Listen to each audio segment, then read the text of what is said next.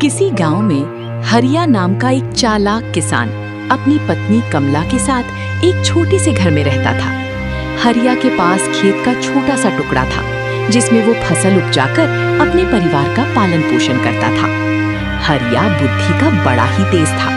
वो आसमान में देखकर बता देता था कि बारिश होगी या नहीं। इसी कारण गांव के सभी लोग उसकी इज्जत करते थे। फिर एक दिन की बात है, हरिया अपने खेत में हल चला रहा था। तभी उसके पास गांव के विक्रम सिंह नाम का एक जमींदार पहुंचा। हरिया भाई, इस छोटे से खेत में तुम क्यों अपनी पसीना बहा रहे हो? आखिर तुम इस छोटे से खेत के टुकड़े में कितना फसल कमा लेते हो? मैं तो कहता हूँ ये खेत तुम मुझे बेच दो और मेरे यहाँ काम पर लग जाओ। मैं तुम्हें इस खेत की अच्छी कीमत भी दे दूंगा और मजदूरी में तुम्हें 400 रोज दूंगा। जमींदार का खेत हरिया के खेत से जुड़ा हुआ था, इसीलिए वो चाहता था कि हरिया की जमीन उससे किसी भी तरह हथिया ले। लेकिन हरिया अपना जमीन किसी को नहीं देना चाहता था। फिर हरिया ने जमींदार से कहा, मासूमियत का नाटक करते हुए हाथ जोड़कर, जमींदार साहब, मैं इसी खेत के टुकड़े से पल रहा हूँ। अगर ये खेत को आपको दे दूंगा तो मैं कहाँ जाऊंगा? मुझे तो भूखा मरना पड़ेगा। नहीं नहीं जमींदार साहब, मैं इस खेत को कभी नहीं बेचूंगा। ये मेरे दादाजी की निशानी है। जमींदार साहब, मैंने एक तरकीब निकाली है। मैं इस बार ऐसी फसल लगाऊंगा कि मुझे दुगनी कमाई होगी। और देखना, आप भी किसी दिन मैं आपका वाला खेत भी अपने खेत में मिला लूंगा। जमींदार हरिया की बात सुनकर आश्चर्यचकित हो गया और मन ही मन सोचने लगा, बाप रे, ये अब कौन सा खेती करेगा कि फसल दुगनी हो जाएगी? कुछ तो गड़बड़ है, मुझे पता लगाना होगा। ये तो वैसे भी बड़ा चतुर आदमी है। अरे हरिया, वो तो ठीक है, लेकिन तुम कौन सी खेती करने जा रहे हो? ऐसे नहीं बताऊंगा। मेरे पास जमीन बहुत कम है, इसलिए मेरा हिसाब बैठ नहीं रहा है। आज रात मैं इसी खेत में आकर हिसाब लगाऊंगा। इतना कहकर हरिया वहां से चला गया।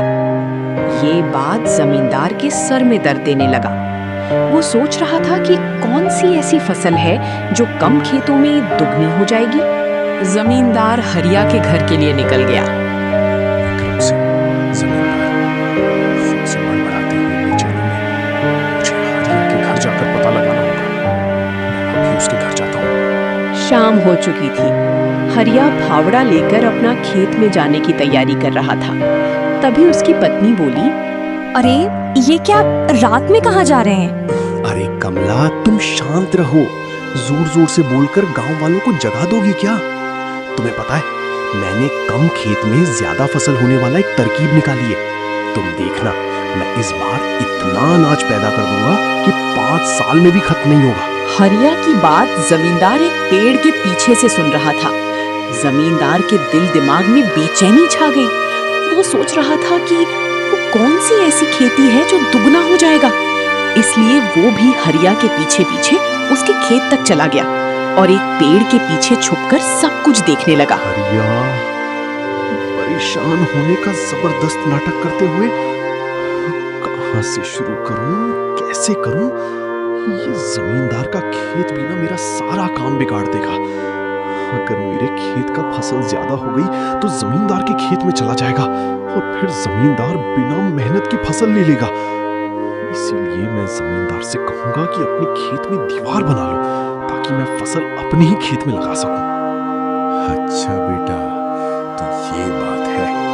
अब देखना मैं तुम्हें कैसे मजा चखाता हूं।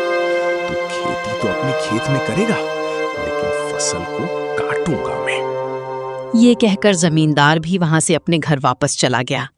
अगले दिन सुबह होते ही हरिया जमींदार के घर गया और कहा, जमींदार साहब, मैं आपके पास ही आया हूँ।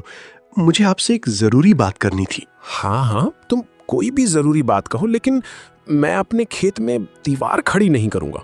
ठीक है, बात खत्म। तुम जाओ अपने घर, मुझे बहुत सारा काम है। हरिया वहां से अपने घर वापस चला गया। फिर रात हुई तो फावड़ा लेकर जमींदार अपने खेत पर जाने लगा। देखना मेरा कमाल, मैं अपने खेत की मेड़ को काटकर आगे बढ़ा देता हूं ताकि हरिया को पता न लगे और वो मेरे खेत में भी फसल लगा देगा और मुझे भी इसका लाभ मिल जाएगा। इतना कहकर जमींदार रात भर अपने खेत में काम करता रहा और अपने खेत के मेड़ को आगे बढ़ा दिया। अगले दिन सुबह होते ही हरिया और उसकी पत्नी अपने खेत पर काम करने के लिए जाने लगे। खेत में पहुंचकर उसकी पत्नी ने कहा, सुनो जी, आज अपना खेत कुछ बड़ा सा लग रहा है। हाँ कमला, लग तो मुझे भी रहा है। लगता है भगवान ने मेरी सुन ली। अब तो और भी ज्यादा फसल लगेंगे। चलो अब खेतों में बीज बो देते हैं। अब हरिया और उसकी पत्नी दोनों मिलकर फसल की बीज बोने लगते हैं। पूरा खेत में बीज बोने के बाद फसल होने का इंतजार करने लगते हैं। इसी तरह कुछ महीने बीत गए। जब फसल तैयार हुई तो वो धान की फसल थी। पूरा खेत धान के फसल से भर गया। जब फसल काटने की बारी आई तो जमींदार ने हरिया से कहा, हरिया, मुझे वो सब नहीं मालूम, लेकिन ये भरी हुई जगह मेरी है। मैंने ही खेत की मेड़ को आगे बढ़ा दिया था ताकि तुम्हारी फसल की जड़ मेरे खेत में आ जाए और मुझे भी का लाभ मिल सके। हरिया, जरा रुको भाई, इतनी जल्दी क्या है? तुम्हें पता है, जिस खेत में तुम फसल लगा रहे हो वो खेत की भरी हुई जगह मेरी है। क्या बात करते हैं जमींदार साहब, मैंने तो आपसे जगह नहीं मांगी थी। फिर आपने अपने खेत के मेड़ को काटकर जगह बढ़ा क्यों दिया? अच्छा, तो ये बात है। लेकिन जमींदार साहब, मैंने भी यही तरकीब लगाई थी, क्योंकि मेरे पास खेत कम था और कम खेतों में दुगनी फसल कैसे संभव होगी। लेकिन आपने तो मेरी मन की बात सुन ली और कर भी दिया। जमींदार साहब, ना मैंने आपको खेत बढ़ाने को कहा, ना आपके पास आया, तो आपने अपने खेत के मेड़ को आगे बढ़ाया क्यों? इसलिए आपको इस फसल पर कोई हक नहीं है। जहां तक मेड़ है वहां तक आपका खेत, बाकी मेरी। समझ गए जमींदार साहब? फिर एक समय की बात है। हरिया बीमार पड़ गया और गेहूं की फसल की बुआई होने लगी। समय निकला जा रहा था। जमींदार उसकी हंसी उड़ाने के लिए उसके घर गया। क्यों हरिया, देखा बेईमानी का नतीजा? पड़ गए ना बीमार। अब तुम्हारा खेत को कौन जोते? गेहूं की बुआई का समय निकला जा रहा है, अभी तक तो तुम्हारे खेत में हल भी नहीं चला। अब देखना तुम भूखे मरोगे। मालिक, मैं क्यों भूखा मरूंगा? मेरे बाबू का खेत है ना, वो मुझे कभी भी भूखा नहीं मरने देगा। ऐसा वरदान है उस खेत में। मैं क्यों बताऊं आपको, आप जाओ यहां से। हरिया की बात सुनकर जमींदार आश्चर्य से चकित हो गया और हरिया के दिमाग को मान गया। लेकिन फिर भी जमींदार हार मानने वाला नहीं था। वो इस बात का बदला लेने के लिए इंतजार करने लगा। कैसा वरदान हरिया? मैं क्यों बताऊं आपको, आप जाओ यहां से। हरिया की आश्चर्यजनक बात सुनकर एक बार फिर जमींदार के सिर में दर्द हो गया। जमींदार हरिया के घर से गया तो, लेकिन बाहर जाकर वो एक पेड़ के पीछे छुप गया और शाम होने का इंतजार करने लगा। जब शाम हुई तो दोनों पति पत्नी आपस में बातें करने लगते हैं। फिर हरिया की पत्नी ने पूछा, सुनो जी बाबूजी, ऐसा कौन सा वरदान दे गए हैं जो वो खेत हम लोगों को भूखा नहीं मरने देगा? और अभी तक तो हमारे खेत में हल भी नहीं चला है, फिर ये सब क्या है? अरे तुम जोर जोर से चिल्लाओ मत, ये बात गोपनीय है। अगर कोई सुन लिया तो सारा काम बिगड़ जाएगा। ध्यान से सुनो, आज मैं तुम्हें बता ही देता हूँ।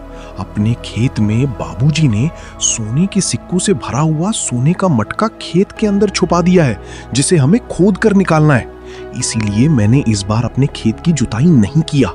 क्या करूं खेती करके जब इतना सारा सोना मिल ही जाएगा तो। अच्छा बेटा, तो ये बात है। मैं आज रात को ही तुम्हारे खेत से सोने का मटका निकाल लेता हूँ। फिर देखूंगा तू कैसे जिंदा रहता है और क्या खाता है। फिर क्या, जमींदार रात में ही फावड़ा लेकर हरिया के खेत में पहुंच गया और खेत को खोदने लगा। जमींदार हल से पूरा खेत जोत दिया, लेकिन उसे कहीं पर भी सोने का मटका नहीं मिला। जब रात बीती और सुबह हुआ तो जमींदार गुस्से में आकर हरिया के घर गया और बोला, क्यों रे हरिया, कहाँ है तेरा सोने का मटका? तूने तो कहा था कि तेरे खेत में सोने का मटका है। मैंने सारा खेत खोद दिया, परंतु कहीं पर भी मुझे मटका नहीं मिला। क्या आपने सभी जगह पर खोद दिया? अरे वो भाग्यवान बीज लाओ। जमींदार साहब ने पूरी खेत को खोद दिया। अब मुझे हल चलाने की जरूरत नहीं। किसी ने सच ही कहा है, भगवान गरीबों की सुन ही लेते हैं। कहीं नहीं मिला? ऐसा कैसे हो सकता है? जमींदार साहब, आपने पूर्व और उत्तर के दिशा में नहीं देखा होगा। मैं अभी जाकर देखता हूँ। अरे बेवकूफ, जाते कहाँ हो? मैंने सभी जगहों पर खुदाई करके देख लिया, पूरब, पश्चिम, उत्तर, दक्षिण, सभी दिशाओं में। कहीं पर भी मुझे मटका नहीं मिला। बेवकूफ, तुमने मुझसे झूठ कहा था। वहां कोई सोने का मटका नहीं है। मुझे कौन बताएगा? मैं क्या तुम घर पर थोड़ी था जो मुझे पता चल जाएगा? वो तो मुझे सपना में आया था, इसलिए मैं तुम्हारे खेत में सोने का मटका ढूंढने गया था। मालिक, अगर खेतों में सोना होता तो मैं सोना निकालकर जमींदार बन जाता। वो तो मैं अपनी बीवी का दिल बहलाने के लिए ऐसा कहा था। लेकिन जमींदार साहब, एक बात मुझे समझ में नहीं आ रही है। ये बात आपको किसने बताई? अच्छा, तो ये बात। बेचारा जमींदार बेवकूफ बनकर वहां से चला गया। इस तरह हरिया ने अपनी बुद्धि से खेत को बड़ा भी कर लिया और उस जमींदार से अपने खेत में हल भी चलवाया।